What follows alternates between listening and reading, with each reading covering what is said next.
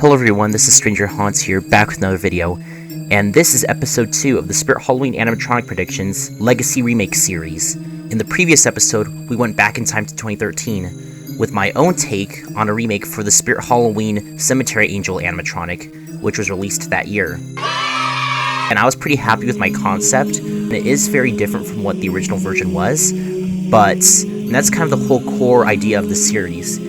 It's pretty much just taking these older props and, well, giving them new life. And I think it's a wonderful opportunity to modernize and add more life to these old designs that people grew up with. In today's episode, we will be going back in time to 2010, which was a very big year for spirits. They had the Cirque Du Spirit theme, the Zombie Baby Playground, the Horrorplex Theater, and of course the original Spirit Hollow Cemetery. So yeah, it was very eventful for Spirit's history. And there's one prop that really stood out to me ever since it was first released, and that was the Caged Beast animatronic, which was sold for the 2010 season. This prop retailed for $200 and was around 3 feet in height. But what was cool about this guy is that he was pretty much a wolf man stuck in a cage, almost like a circus attraction, which really fit the whole Cirque Du Spirit theme which he was in. But he had really cool audio. I really liked his animation, and he just had a very unique design concept going for him. And a lot of people liked him for that. So I think it would be cool to revisit this concept, to revisit this character, and to make something new with it. And so that's why I bring to you, in today's episode, the 50th anniversary remake of the Caged Beast. This time with completely new animation and a slightly tweaked design. So the main difference here is that he's actually bigger than the original version, which again was around 3 feet in height. This version I imagine being around maybe 5 feet. Just with the legs and the cage itself, all that stuff pretty much. And also it's much bigger too. The head is much larger, the body itself is larger as well, everything's pretty much bigger. And I think that would be a very cool addition to the design, just to make it a bit more, I guess, intimidating, more imposing in some ways. I think that would be perfect. But what this one does different is that at first he rocks back and forth just like the original, right? But then a few seconds into his activation, he lunges towards the viewer. So he pretty much breaks through the bars and lunges at you, like straight to your face pretty much. And the bars are made of this flexible plastic, so they're kind of similar to pool noodles in some ways with the way they bend. And yeah, so what he does is he snaps them outwards during his jump scare and then pushes them back in place as he resets. And I think something like this would be feasible if they have the right materials for the bars themselves. But yeah, I think this would be perfect. And this might be a huge change and a bit controversial, but my plan is to actually change the company that makes this prop. So the original was made by YJ, but this remake version would be made by CCL, just because of the new mechanism, the fact it's a jump scare, and I feel like CCL could do a better job with the jump scare itself, and just the overall build. Now, I feel like the setup would be more complicated because it is CCL, and they're known to have very complicated setups. But I guess that's to be expected with a prop like this, which is pretty complex anyways.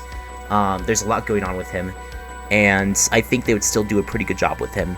It's just a matter of faultiness and stuff like that, but I'm hoping by the time Spirit's 50th anniversary comes around, that their quality control will be a bit better, but I'm not too sure.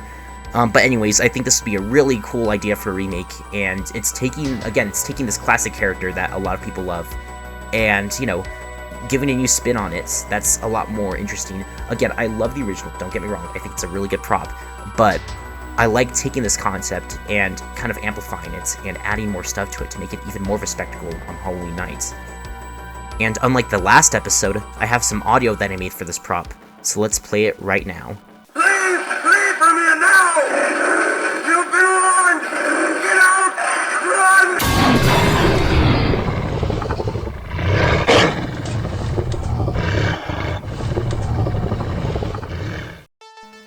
So yeah, the audio is pretty much the same as the original. The only difference is that, of course, there's like a jump scare sound, and you can also hear the bars breaking along with him snarling at you, just to make it a bit more surprising and startling. I imagine his eyes still lighting up yellow like the original, just to kind of, again, keep that authenticity to the original prop. And yeah, he's essentially the same, except, again, like I said, much bigger. He has a completely different animation, aside from the rocking, which was taken from the original. But he has the additional jump scare where he lunges forwards towards you. And again, he has more detail. and he's just in a much bigger set piece. Now when it comes to a price, I imagine it being $280, which is a huge increase from his original price of $200, but I think that's fitting since like he's a much bigger prop. He has more going on when it comes to the animation, especially with that jump scare, and I feel like he would have more detail and a much sturdier build. The original was pretty sturdy from what I recall. I never owned the prop, but I got to see it in person a few times. And it seems like a pretty sturdy prop, but this one would have like a much stronger metal structure, just to make sure that it doesn't like, you know, break, of course, once it does its jump scare. So it's a lot more durable, which is good. You want to have your money's worth when it comes to a prop like this, a huge jump scare piece that costs, you know, $280. So you'd hope it's good, right? But yeah, and also here's his box, which is something I didn't do in the last video. My apologies for that, but I decided to make a little box for him. It's not the best designed thing in the world, but it's just kind of a mock-up of what it could look like with the flavor text on the sticker and all that good stuff. But yeah, again, it's pretty much like the original slime boxes, just to really mark it off of that nostalgia, but to also appease old fans, because, I mean, we love to see these boxes. They're so iconic at this point.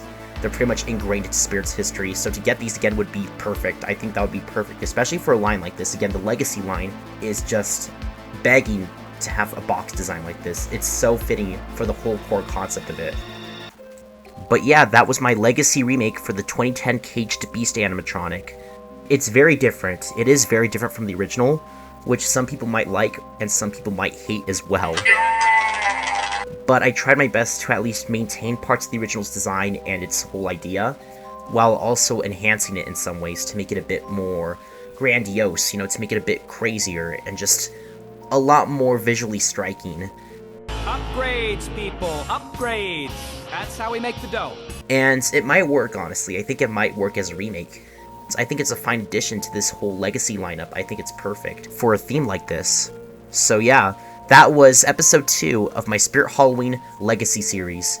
And that's it for now. Thank you all so much for watching, and I can't wait to see you all later.